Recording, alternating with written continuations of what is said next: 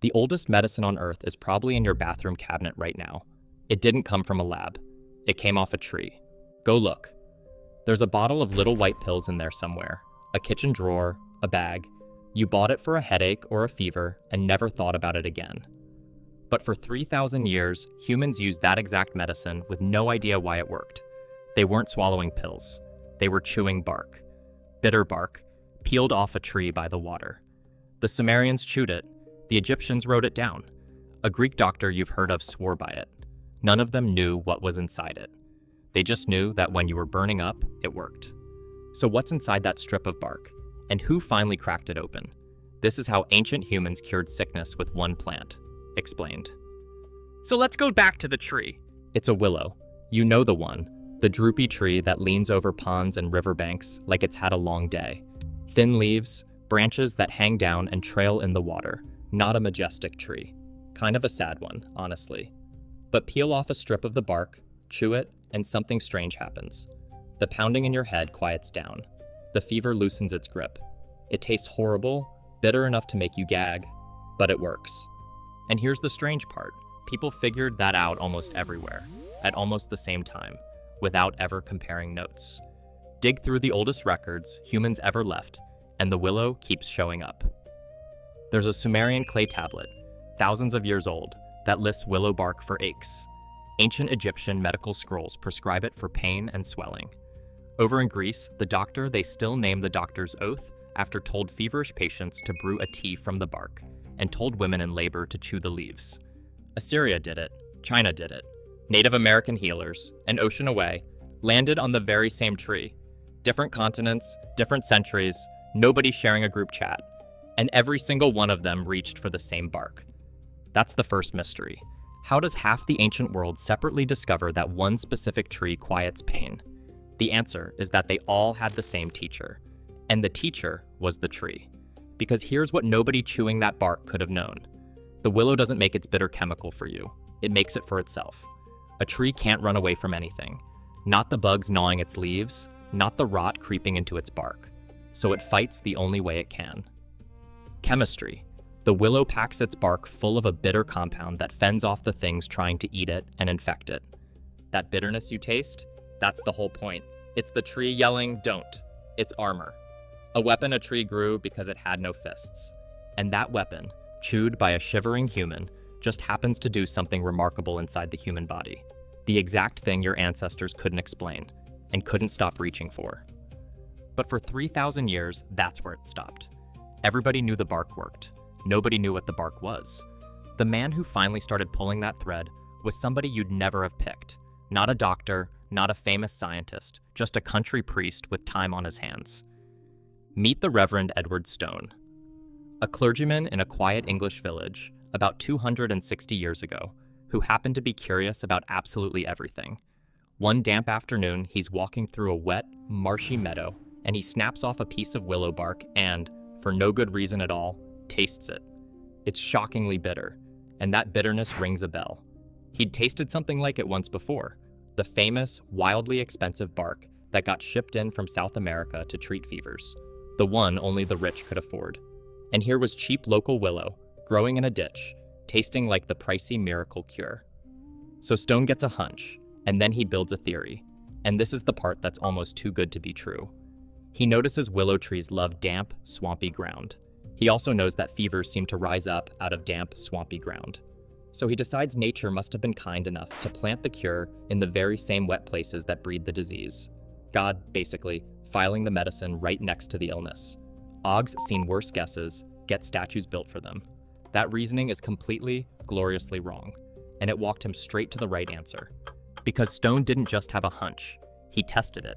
He gathered the bark, dried it out, ground it to powder, and gave it to about 50 feverish neighbors, one after another, for 5 straight years. It worked on nearly all of them. And then he did the thing that turned folk wisdom into science. He wrote it all down, carefully, and mailed it to the most important circle of scientists in the country. The first real experiment anyone had ever run on the stuff. That letter cracked the door open, and the chemists came pouring through. It took them years, but eventually they pulled the magic ingredient clean out of the bark, one specific molecule the tree had built to defend itself. the thing every ancient healer on Earth had been chewing toward for 3,000 years. And here's what that molecule actually does inside you. The secret your ancestors were borrowing blind.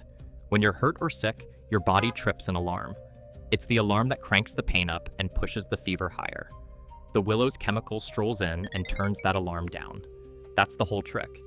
And it's smaller than the legend, because the bark never killed a single germ.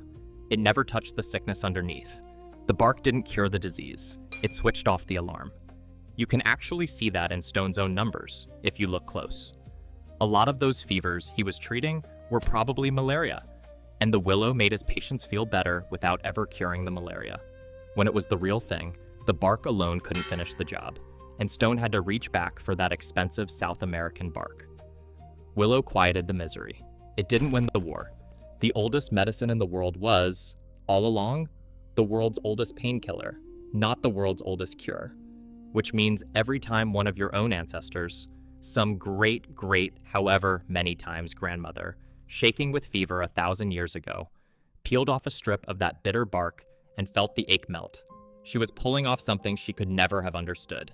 She was stealing a tree's private weapon and using it to hush her own body's alarm. And it worked. 10,000 years before a single soul could explain a word of why. The last chapter is the one you'd recognize instantly.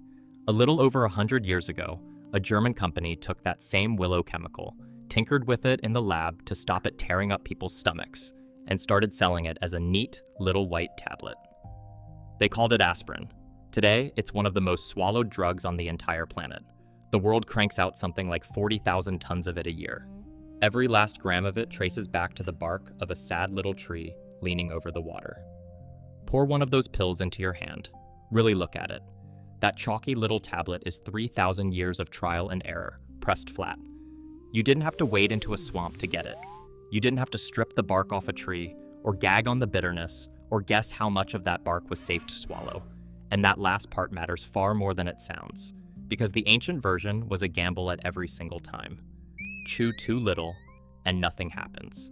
Chew too much, and the same chemical that soothes you starts to hurt you instead.